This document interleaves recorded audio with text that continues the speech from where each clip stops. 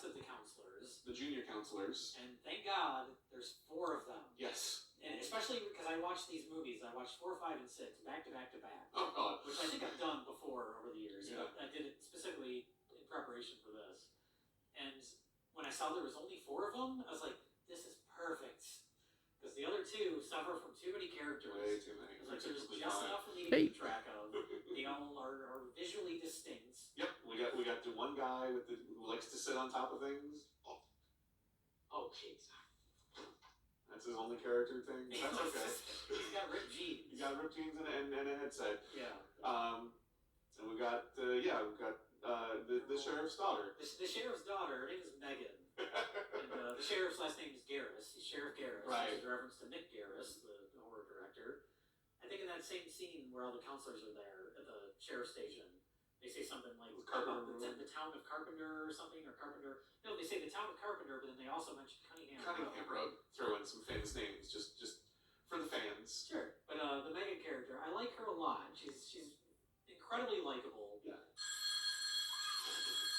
And she's also very like she has an attitude to her dad, and it's just this sort of like bored in a small town rebellion, where you're like, she's attracted to Tommy Jarvis. Probably more so because her dad keeps telling her to stay away from him. Oh, yeah. Tommy Jarvis is a very sick boy. Oh, how do you know, Dad? What'd you do, take his temperature? But yeah, and that's actually, I really do like that relationship between her and her dad, because there's definitely love still in there, even though she's, she's bored in her small town, but there's the bit where they're having the argument and she just continues his part for him. Yeah. You keep forgetting, little Megan. I'm the parent, and you're the child. That's right. Well, when are you going to stop treating me like one? When you stop acting like one.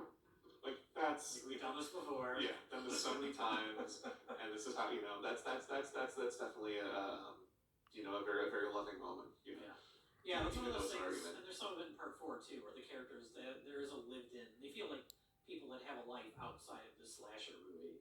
You've got a little bit of the added fun of actually having the kids there, and, Also new for this. Yeah. There's actual kids at this camp. And these poor counselors that don't know what they're doing have to try to figure something out, and that's when you start getting, kids are sassy, and I like that. If this is as exciting as it gets, we're in big trouble, dude. Yeah, the Snarky kids are pretty good. That's one of my favorite lines in the whole movie is when they're all hiding under their beds because Jason's lurking around. Yep. So, what were you gonna be when you grew up? I think the kills themselves are, they're not crazy unique, but there's some really fun stuff. You can definitely tell they edited it down a little bit more than some of the part 4. They are 95% bloodless,